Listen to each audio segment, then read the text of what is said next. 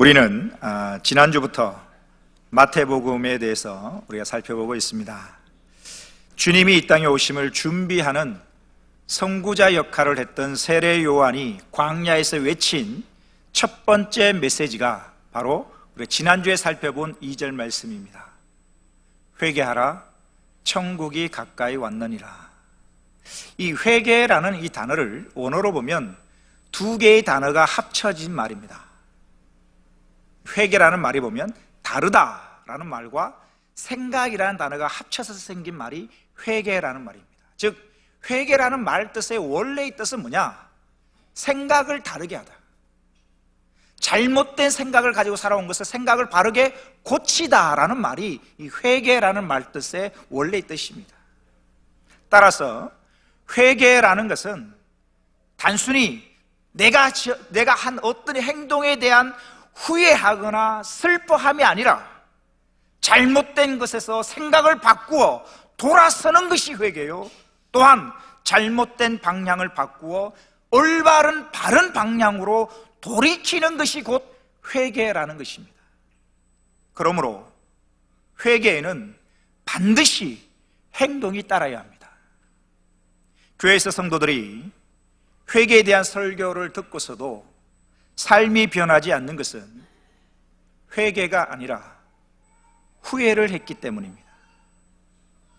회개란 반드시 행동의 변화가 따라야 하고, 회개는 반드시 삶의 변화가 있어야 합니다.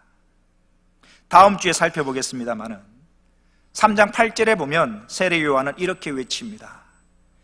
회개에 합당한 열매를 맺으라. 회개에 합당한 열매, 회개에 합당한 삶이 있어야 된다라고 강조하고 있는 것입니다. 즉 눈물로 입술로 하는 회개가 아니라 열매 있는 삶의 회개를 하라는 것입니다.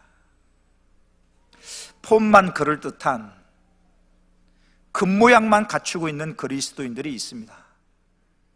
예수를 잘 믿는 것 같지만 문제는 회개에 합당한 열매가 없다라는 것입니다. 변화되지 않는 그리스도인, 열매가 없는 그리스도인은 주님이 원하시는 모습이 아닐 것입니다. 세상에서 제일 불쌍한 사람이 누구겠습니까? 예수를 모르고 살아가는 사람이 아닙니다. 예수를 믿다가 그만둔 사람이 불쌍한 사람이고, 또한 회개하면서도 회개에 합당한 열매가 없는 사람이 정말 불쌍한 사람입니다. 이 사람들은 예수를 믿는다고 말하니까 전도할 길도 없습니다. 차라리 안 믿는다고 말한다면 전도라도 할 수 있겠지만 믿는다고 말하니까 그것이 문제인 것입니다. 교회는 다니지만 그 생활을 보면 회개의 열매가 없는 것입니다. 회개란 말이 아닙니다. 회개란 열매이고 삶의 변화입니다. 교회의 부흥은 진정한 회개로부터 시작될 것입니다. 우리가 1907년 평양 대부흥을 자꾸 외치고 있는데 평양 대부흥이 무엇에서부터 시작되는지 우리 모두는 압니다. 그건 한 사람의 회개에서부터 시작되었다는 사실입니다. 예배당 건물이 아름답다고 해서 부흥되는 것이 아닙니다.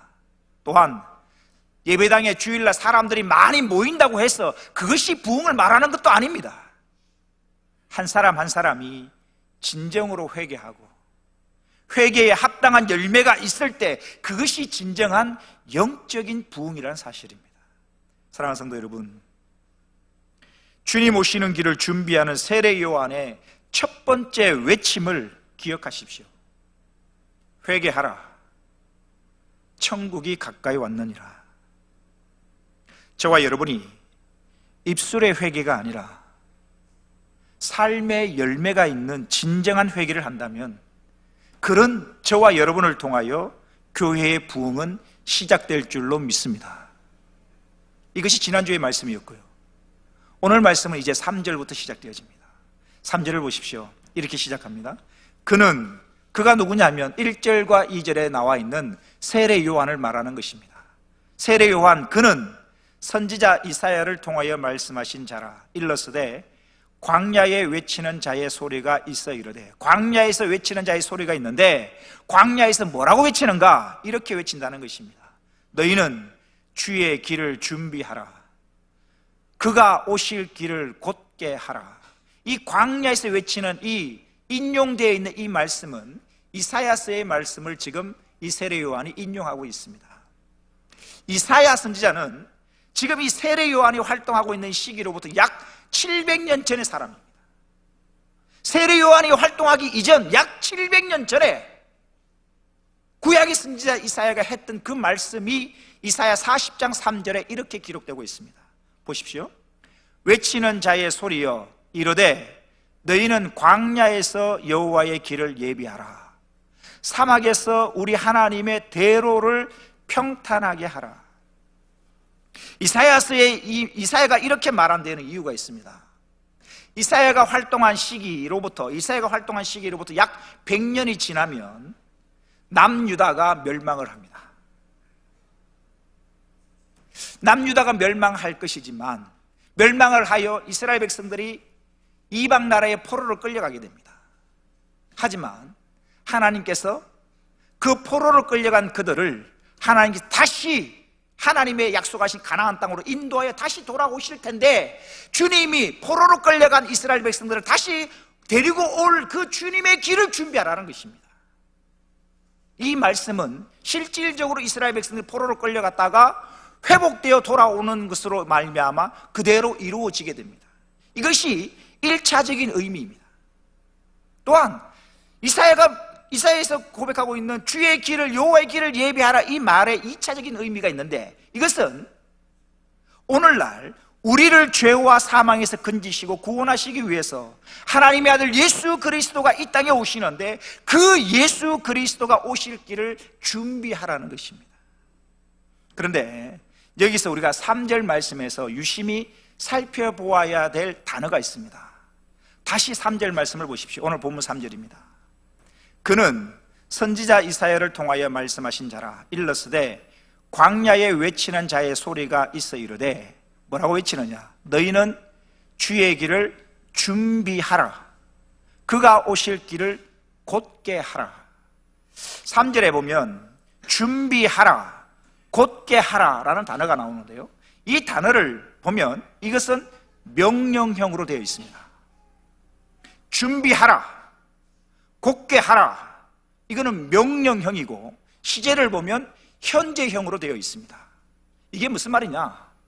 여호와 하나님이 오실 길을 준비하는 것은 해도 되고 안 해도 되는 게 아니라 명령이라는 것입니다. 반드시 준비해야 된다는 것입니다. 그것도 또한 언제 해야 되는가? 현재형입니다. 지금 당장 주님 오실 길을 준비해야 된다는 것입니다. 주님이 오시는 길을 준비하고 곧게 하는 것은 뒤로 미루지 말고 지금 당장 하라는 하나님의 명령인 것입니다. 우린 여기서 한 가지 적용해 볼 수 있습니다. 나는 지금 당장 주님이 오신다면 주님 맞을 준비가 되어 있는가? 우리 자녀들이 중고등부 아이들이 있습니다. 대학 입학하는 거 짧게는 고3 1년을 준비해야 되고요, 길게는 고3 고등학교 3년 기간, 더 길게는 중학교 3년까지 6년 동안, 또 더 길게는 초등학교 때까지 대학 수능을 위하여 준비해야 됩니다. 준비된 자가 들어갈 수 있는 것입니다. 대학도 준비해야만 들어가고 취업도 자격증이나 여러 가지들을 준비해야만 들어갈 수 있는 것입니다.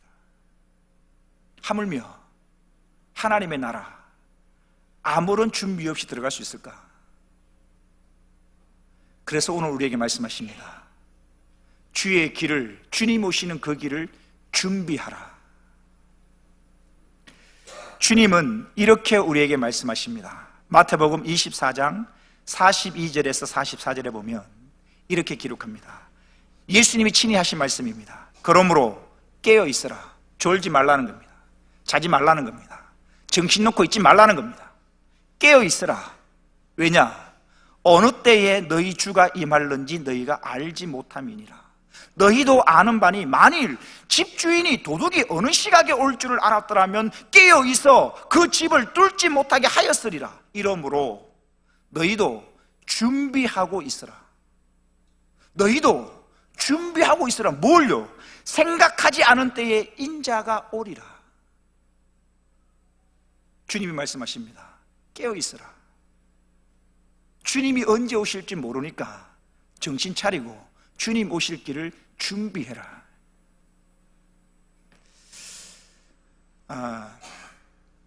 하나님 하신 말씀이 우리가 성경을 우리가 다 가지고 있습니다. 이 성경, 이 신구약 합해서 66권인데 이 성경의 처음 시작, 창세기 1장 1절로 이 성경이 시작되어지는데요, 성경의 시작 창세기 1장 1절이 어떻게 시작되는지 자막을 준비하지 않았습니다만 우리 성도님들은 다 외우고 계실 것입니다. 한번 외워볼까요? 1장 1절, 창세기 1장 1절, 성경의 시작은 이렇게 시작합니다. 시작. 대단하시죠? 성경을 안 보고도 우리는 성경의 시작을 외우고 있습니다. 여러분, 굉장히 중요한 메시지인데요, 하나님의 말씀이 기록되어 있는 성경은 창세기 1장 1절로부터 시작되어집니다. 그 시작이 무엇으로 시작하느냐? 태초에 하나님이 천지를 창조하시니라. 즉 우리가 예배하는 하나님이 창조주이시고 이 세상 모든 것들은 하나님이 창조하신 것으로 선포하심으로 이 성경은 시작하고 있습니다. 이것이 성경의 시작입니다. 근데 여러분, 성경의 시작도 중요한데요, 그 마침표, 무엇으로 마치고 있는가, 마침표를 무엇으로 찍는가도 굉장히 중요합니다. 제가 설교를 서론을 시작하고 설교를 이렇게 여러분이 들으시고 제가 제일 마지막에 누가 따라 하더라고요. 이제 말씀을 마칠까 합니다. 그죠? 이제 말씀을 마칠까 합니다 라고 해서 무엇으로 요약을, 쭉 30분 설교한 것을 요약을 하는 거거든요. 쭉 하나님이 성경 66권에 말씀하신 걸 가지고 요약을 하시면서 마지막 마침표를 딱 찍으셔요. 그게 요한계시록 22장에 나옵니다. 자막을 준비했습니다만 성경을 가지고 오신 분들은 성경 제일 뒤를 펴보십시오. 요한계시록 22장입니다. 성경이 과연 하나님의 이 말씀이 무엇으로 마침표를 찍고 있는가, 이것을 우리는 기억해야 됩니다. 중요한 말씀이기 때문입니다. 성경은 이렇게 마칩니다. 요한계시록 22장 7절을 보십시오. 먼저 7절입니다. 보라, 예수님이 직접 하신 말씀입니다. 이건 세례 요한이 환상 가운데 주님이 직접 하신 말씀을 들은 것입니다. 주님이, 예수님이 재림의 주가 직접 하신 말씀입니다. 7절입니다. 보라, 내가 속히 오리니. 12절을 볼까요? 12절을 보십시오. 보라, 내가 속히 오리니. 마지막 20절을 보십시오. 이것들을 증언하신 이가 이르시되 내가 진실로 속히 오리라 하시거늘 아멘. 주 예수여 오시옵소서. 이 긴 성경이 무엇으로 마침표를 찍고 있는가? 예수님이 하신 말씀 세 말씀으로 요약되고 있습니다. 내가 속히 오리라, 내가 속히 오리라, 내가 진실로 속히 오리라. 이 세 말씀을 예수님이 직접 하시는 것으로 이 긴 성경을 마침표를 찍고 있다는 사실입니다. 이것으로 성경이 마침표를 찍고 있는데, 사랑하는 성도 여러분, 성경의 시작, 태초에 하나님이 천지를 창조하시라는 말씀을 외우고 있는데 과연 성경의 마침표, 내가 속히 오리라 하신 주님의 그 말씀을 얼마나 기억하고 살고 있느냐는 것입니다. 얼마나 중요한지 그 말씀을, 동일한 말씀을 세 번씩이나 반복하고 계십니다. 세 번을 말씀하신다는 것은 진실로 그 말이 그러하다는 것이고, 세상에 어디에 있든지 간에 무엇을 하든지 간에 우리의 마음속에 한 가지 분명하고 확실한 것을 새겨야 될 것은 주님의 이 말씀, 성경의 마지막 마침표, 내가 속히 오리라. 주님의 그 말씀을 기억하며 살아갈 수 있는, 주님 오심을 준비하며 살아갈 수 있는 저와 모든 성도님 되시기를 주의 이름으로 축원합니다.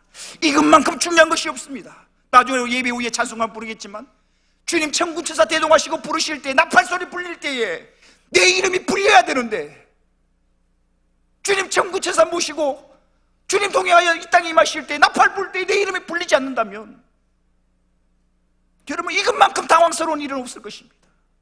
일평생 교회 다니고 일평생 헌신하고 일평생 예배 드린다고 드렸는데 나팔 불 때 그때에 내 이름이 불리지 않는다면 여러분, 이것만큼 당황스러운 거 없습니다. 되돌릴 수도 없는 것입니다. 주님 말씀하신 대로 속히 오실 것입니다. 잊지 마십시오. 그래서 주님 말씀하십니다. 깨어라, 깨어 있으라. 깨어 있어 주님 오심을 준비해라. 내가 속히 오리라. 내가 속히 오리라. 내가 진실로 속히 오리라. 주님의 이 메시지를 세례요한이 대신합니다. 너희는 주의 길을 준비하라. 그가 오실 길을 곧게 하라. 명령인 것입니다. 지금 당장 해야 되는 현재 일인 것입니다. 여러분, 지금 무엇을 하고 계십니까? 이 명령, 준비하라. 너희는 주의 길을 준비하라는 이 명령에 내가 순종하며 준비하고 있는가? 주님이 오실 그 일을 지금 당장 준비하는 게 아니라, 주님 나중에 내가 뭐 여건이 되어지고 여유가 생기면 10년 뒤에요, 20년 뒤에요. 아니요. 주님 오실 길을 준비하는 것은 지금 당장 해야 한다는 겁니다. 그래서 명령형으로, 현재형으로 지금 우리에게 말씀하고 계신다는 사실입니다. 이렇게 주의 오심을 준비하라고 외치고 있는 세례 요한의 겉모습이 우리 오늘 본문 4절에 이렇게 기록되고 있는데요. 4절을 보십시오. 이 요한은 낙타 털옷을 입고 허리에 가죽띠를 띠고 음식은 메뚜기와 석청이었더라. 낙타 털옷을 입었다라고, 이 가죽으로 낙타 털옷을 입었는데 이 머리에 구멍을 뚫고 이렇게 통으로 입는 거죠. 그래서 옷이 헐렁헐렁하니까 이 허리에 염소나 양의 가죽으로 허리띠를 만들어서 이렇게 질끈 동여맵니다. 활동할 수 있도록. 우리 머릿속에서 세례 요한의 현재의 모습을 그려볼 수 있죠. 낙타 털옷을 입었고 이 허리띠에는 가죽띠를 떼고 있습니다. 이게 세례 요한의 겉모습을 표현하고 있는데, 여러분, 성경에는 하나님이 하신 말씀은 한 1.1도 오류가 없고 그렇게 말씀하고 계신 데는 의도가 있습니다. 왜? 그냥 세례 요한의 이 겉모습 뭐가 중요합니까? 낙타 털옷을 입고 가죽띠를 띄었는 게 뭐가 중요합니까? 기록 안 해도 될 텐데 굳이 세례 요한이 낙타 털옷을 입었다, 그가 허리에 가죽띠를 띄었다, 이걸 기록하고 있는 이유가 있다는 사실. 왜 이 말씀을 기록하고 있을까? 지금 이 세례 요한의 이 겉모습을 통하여서 성경은 누구를 알려주느냐 하면 구약 선지자 700년 전에 엘리야 선지자를 우리에게 알려주고 있습니다. 엘리야의 모습이 어땠는가? 열왕기하 1장 8절에 이렇게 기록됩니다. 그들이 그에게 대답하되 그는 털이 많은 사람인데 허리에 가죽띠를 띄었더이다. 이게 구약 선지자 엘리야의 특징입니다. 털이 많고 가죽띠를 띄었더이다 하니 왕이 이르되 그는 디셉 사람 엘리야로다. 엘리야의 특징이 뭐냐? 털이 많았고 가죽띠를 띄었다는 것입니다. 지금 세례 요한의 겉모습을 이야기를 하면서 낙타 털옷을 입었고 허리에 가죽띠를 띄었다 이라고 말씀하고 있는 것은 지금 이 세례 요한을 보면서 누구를 기억하라고요? 엘리야를 기억하라는 것입니다. 구약 성경 마지막 구약 성경인 이 말라기에서에 보면 이 엘리야에 대하여 이야기를 하고 있는데요. 말라기 4장 5절에 보면 이렇게 기록합니다. 보라, 여호와의 크고 두려운 날이 이르기 전에 내가 선지자 엘리야를 너에게 보내리니. 지금 이 말라기서는 구약의 제일 마지막 성경입니다. 이 말라기에서 400년간 공백이 있고 그 다음 신약 마태복음으로 연결되어지는데, 이 구약 마지막 말라기서에서 하나님 뭐라고 말씀하시는가? 내가 크고 두려운 날이 이르기 전에 내가 선지자 엘리야를 보내겠다. 실질적인 역사적인 실존 인물 엘리야는 이미 죽고 없는 과거의 인물입니다. 그럼에도 불구하고 지금 이 말라기에서 내가 엘리야를 보내겠다라는 이 엘리야가 누구냐? 예수님이 친히 말씀하시는데 바로 세례 요한을 두고 하시는 말씀입니다. 마태복음 11장 14절에 예수님이 이렇게 말씀하십니다. 만일 너희가 즐겨 받을진대 오리라 한 엘리야, 말라기에서 기록한 오리라 한 엘리야가 곧 이 사람이니. 이 사람 누구요? 세례 요한이다 라는 것입니다. 세례 요한의 이 겉모습을 본 이스라엘 백성들은 당연히 엘리야를 떠올리게 되는 것입니다. 주의 길을 준비할 선지자 엘리야를 연상하게 되는 것입니다. 이 엘리야의 겉모습은 낙타 털옷을 입었고 허리에 가죽띠를 띄었고 음식은 뭐냐? 메뚜기와 석청이었다라고 기록하고 있습니다. 메뚜기, 저도 이 돌잔치나 이 결혼식의 이 뷔페를 가보니까 어떤 뷔페에서는 이 식용 메뚜기가 나온 데가 있더라고요. 우리도 이 식용 메뚜기가 먹기도 하는데, 이 당시의 메뚜기는 일반 사람들이 보통으로 먹는 그냥 그런 주식은 아니었습니다. 하지만 메뚜기를 먹기도 했습니다. 식용으로 날 것을 그대로 먹기도 하고 이 메뚜기를 구워서 먹기도 했었습니다. 또한 석청이라는 것은 야생꿀을 말하는데 사람이 인위적으로 재배한 꿀이 아니라 자연적으로 나무나 바위 틈에서 생긴 야생꿀을 이 석청이라고 하는 겁니다. 그러니까 일반 사람들은 집에 머물고 있는 일반 사람들이 먹는 주식은 아니었고, 지금 이 세례 요한은 어디예요? 광야에 머물고 있으면서 광야에서 얻을 수 있는 음식, 즉 메뚜기와 석청을 주 음식으로 해서 살았다는 것입니다. 이렇게 이상한 옷을 입고 평범하지 않은 음식을 먹고 사는 세례 요한의 메시지를 한번 보십시오. 세례 요한의 설교는 소위 유머가 섞여 있어서 듣기에 재미있거나 아니면 복을 이야기하는 그런 설교가 아니었습니다. 이와는 반대로 죄를 회개하라는 듣기에 거북하고 딱딱한 설교였습니다. 하지만 세례 요한의 이런 설교에 대한 사람들의 반응이 본문 5절과 6절에 나옵니다. 본문 5절과 6절 다 같이 한번 읽어보십시다. 시작.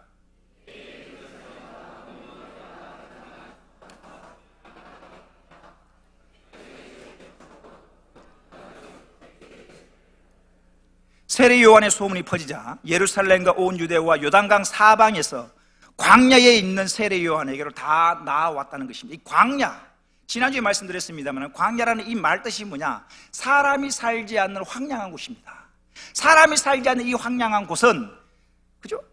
잠시 많은 사람들이 몰려 잠시 머물게도 굉장히 불편한 장소입니다.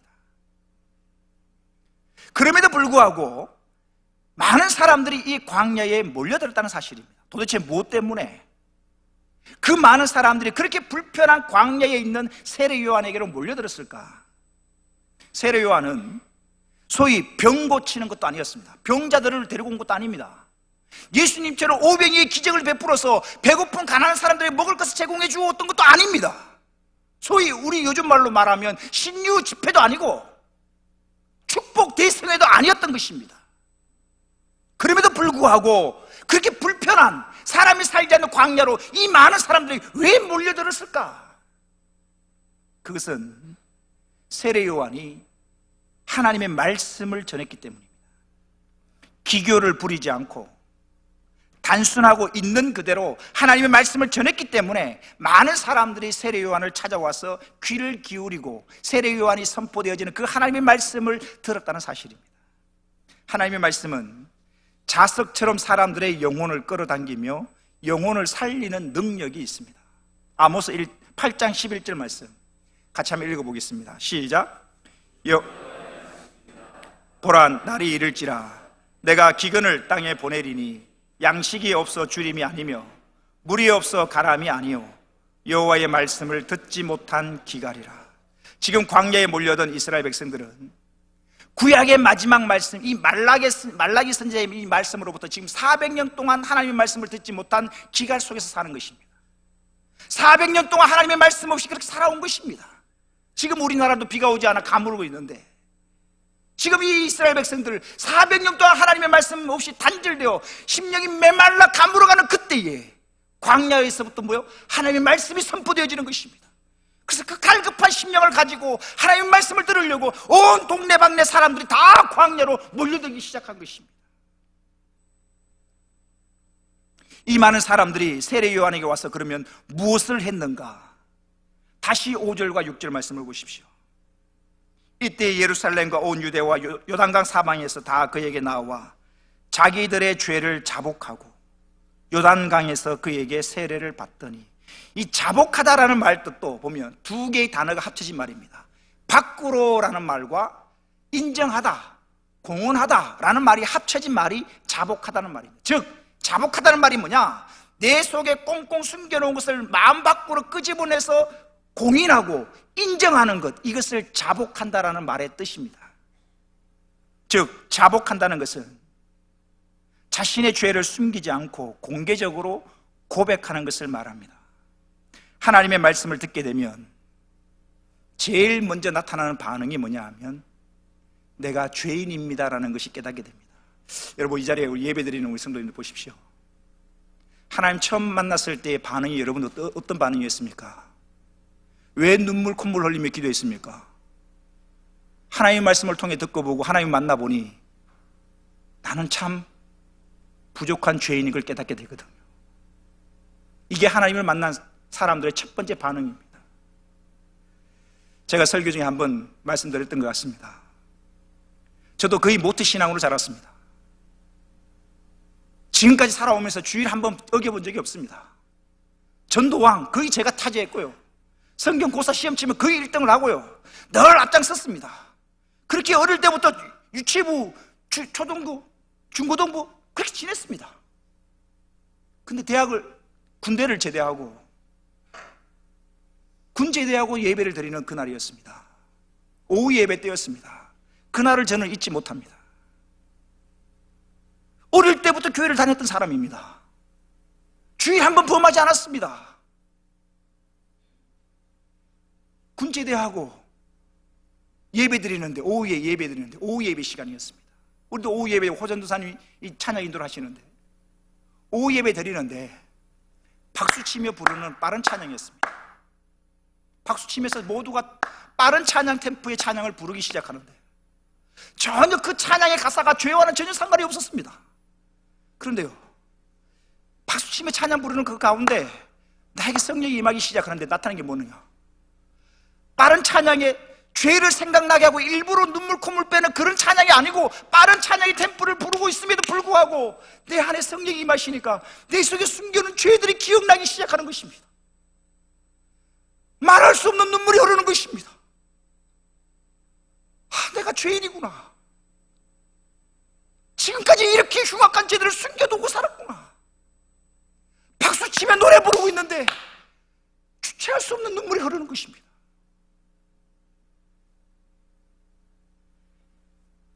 깜깜한 어둠 속에 있을 때에는 내 얼굴에 무엇이 묻었는지 알 수가 없습니다.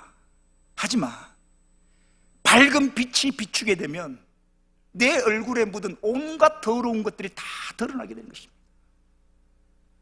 로마서 6장 23절에 보면 죄의 삭은 사망이라고 하나님이 말씀하고 계십니다. 그토록 하나님은 죄를 정말 싫어하십니다. 그런데 우리 모두에게는 각자의 죄가 있을 것입니다. 다른 사람은 모르고 자기 자신만 아는 꽁꽁 숨겨둔 은밀한 죄들이 모두가 있을 것입니다. 우리가 겉으로 죄라고 인정하고 고백하는 것들을 감안해 보십시오. 우리가 겉으로 나는 죄를 지었습니다, 나는 죄인입니다라고 고백하는 그 죄를 보십시오. 어쩌면 가벼운 것들일 것입니다. 남들 앞에 내놓아도 부끄럽지 않는 것들만 죄라고 인정하고 고백할 뿐이지, 진짜 깊은 죄들은 입 밖에도 꺼내지 않고 마음속에 깊숙이 숨겨놓고 있는 것입니다. 그런데 하나님의 말씀이 임하고 하나님의 말씀이 들려지고 하나님의 말씀이 깨달아지게 되면 그렇게 꽁꽁 숨겨두었던 죄들이 미쁘시고 의로우사 우리 죄를 사하시며 우리를 모든 불의에서 깨끗하게 하실 것이요. 말씀을 마칠까 합니다. 오늘 말씀에서 우리가 두 가지를 기억했으면 좋겠는데, 첫 번째는 세례 요한의 외침입니다. 너희는 주의 길을 준비하라. 그가 오실 길을 곧게 하라. 이 땅에서 우리가 어떻게 살아야 하는지가 분명해집니다. 바로 주의 길을 준비하며 사는 사람입니다. 세례 요한 당시에 이 말은 너희는 주의 길을 준비하라, 이 말, 세례 요한 당시는 예수님의 초림을 준비하는 것이라면, 오늘 우리들이 주님 오실 길을 준비한다는 것은 주님의 재림을 준비하는 것일 것입니다. 주님의 재림은 그리 멀지 않습니다. 마태복음에서 생각하지 않은 때에 도적같이 오리라고 말씀하신 예수님은 성경의 제일 마지막에 내가 속히 오리라는 말씀을 3번씩 하고 계신다는 사실을 우리가 기억해야 할 것입니다.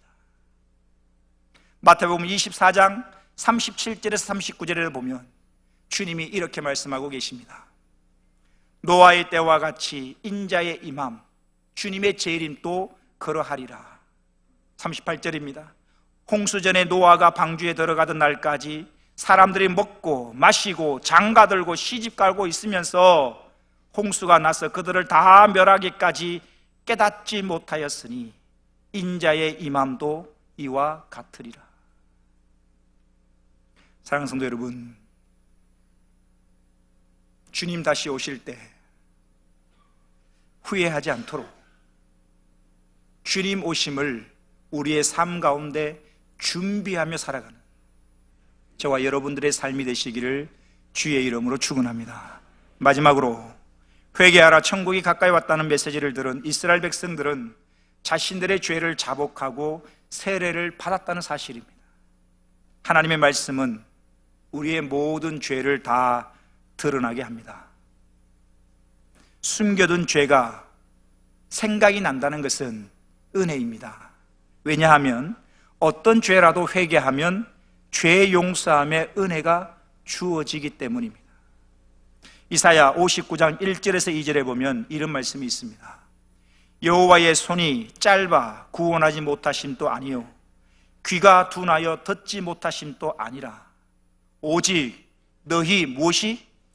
오직 너희 죄악이 너희와 하나님 사이를 갈라놓았고 너희 죄가 그의 얼굴 하나님의 얼굴을 가리어서 너희에게서 듣지 않으시게 함이니라. 사랑하는 성도 여러분, 이사야서의 이 말씀, 하나님과 우리 사이를 죄가 갈라놓았다는 이 말씀을 기억하시고 나의 모든 죄를 주님께 자복함으로써 하나님과 친밀한 관계를 맺으며 살아가는 하나님의 자녀로서의 삶을 살아가는 저와 여러분 되시기를 주의 이름으로 축원합니다.